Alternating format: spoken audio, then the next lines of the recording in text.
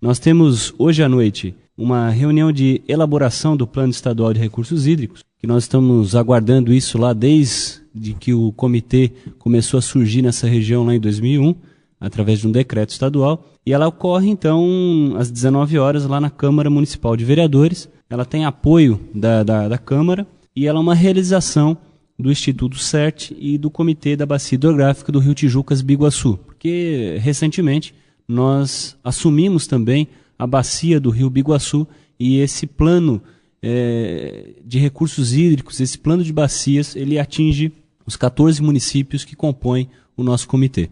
E qual a importância desta reunião de hoje? A importância é muito grande porque um plano de bacias é como se fosse um plano diretor das águas, né? Então nós temos o plano diretor da cidade, como também nas áreas de proteção ambiental nós temos os planos de manejo. E o plano de bacias ele vai envolver toda a dinâmica, todo o estudo da dinâmica de um rio, onde ele pode operar, o que nós podemos agora aproveitar desse rio e vamos estudar, entender melhor essa condição. Eu lembro a vocês que o plano de bacias ele é um instrumento que foi previsto já na política nacional, uma lei de 97, e isso aqui em Santa Catarina já tinha sido pensado desde o ano 94, então nós nos antecipamos à lei federal de 97 e agora nós temos a possibilidade de implementar um plano que vai ajudar a questão do desenvolvimento social e econômico de toda a região.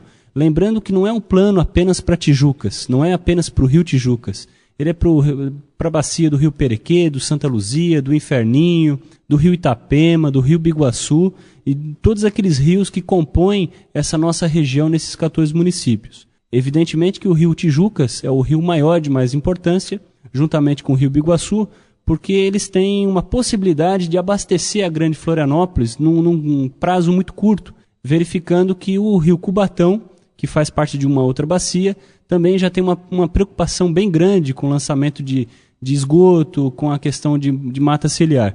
Isso vai nos dar uma possibilidade também de fortalecer o pacto pela restauração da mata ciliar, que vai ser revisto agora no mês de outubro aqui em Tijucas, e vai fazer também um maior esforço para que o comitê implemente o projeto Peixe-Juca, que é o monitoramento que é feito desde as nascentes do nosso rio até a foz. Lembrando que esse rio Tijucas ele nasce lá nos municípios de Rancho Queimado, Angelina e Major Gersino, percorre praticamente boa parte dos municípios do vale aqui, gerando economia. Tijucas nasceu da força desse rio, né? E hoje nós temos essa condição de dar uma nova vida para esse rio que nós temos aí.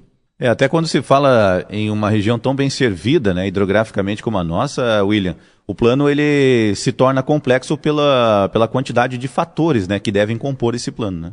Sim, imagina que na nossa região nós temos conflitos com extratores de areias, nós temos agricultores, nós temos pescadores ainda no rio, como pescadores também na própria Baía de Tijucas. E nós precisamos desse rio para a própria dinâmica das cidades que nós temos aqui. Então ele é um plano complexo, nós precisamos ouvir a população. Nessa fase, nós temos uma etapa de diagnóstico, né, da dinâmica social dessa bacia. Nós vamos caracterizar esse diagnóstico nessas regiões hidrográficas. Faz parte de um grande plano estadual para se estabelecer planos de bacias em todos os comitês.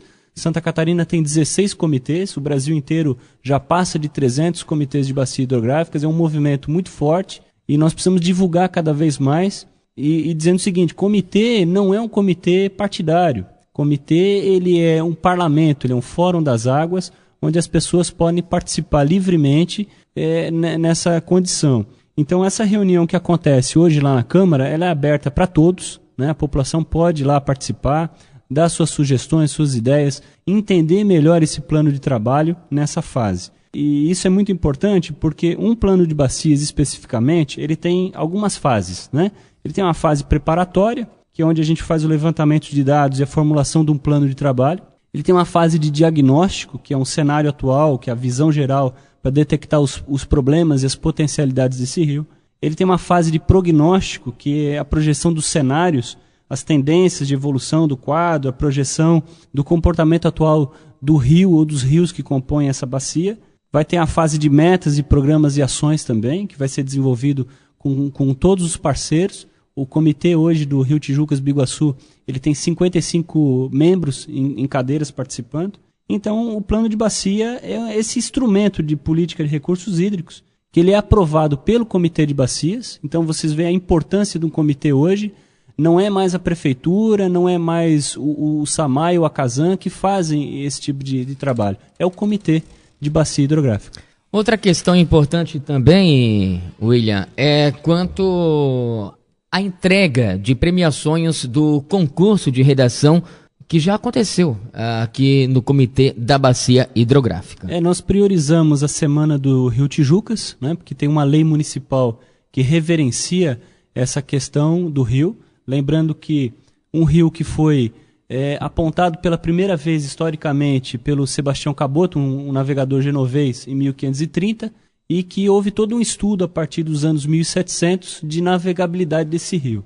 E foi exatamente o Rio Tijucas que, no período das décadas de 30 e 40, elevou essa cidade de Tijucas a uma das maiores economias do Brasil naquele período, representando aí 30% a 40% da arrecadação da coletoria federal naquele período. Hoje o Rio Tijucas, ele não tem aquela importância porque as pessoas não têm a percepção, a consciência de que esse rio ainda pode gerar uma questão muito importante para nós, como a questão do polo náutico, né?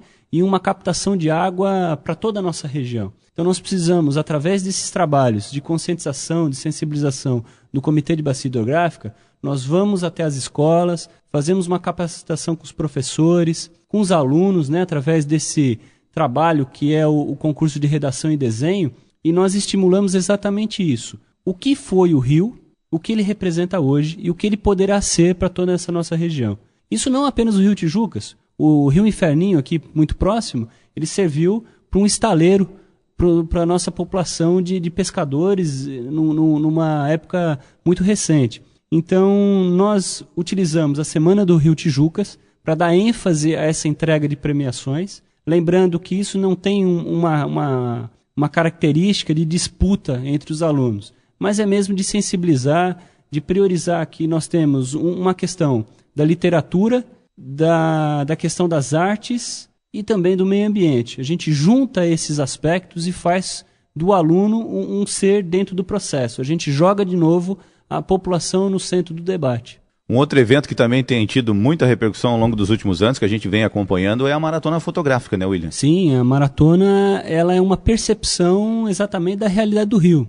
Então, nós provocamos exatamente isso, né? É como eu digo para vocês, a premiação é o menos que importa. O mais importante nesse processo é quando as pessoas vão lá, clicam a paisagem e também fazem um trabalho de pesquisa. Olha, o meu avô tinha aquela fotografia do rio há um tempo atrás, tinha esse acervo fotográfico. Como é que era esse rio antes e como é esse rio agora?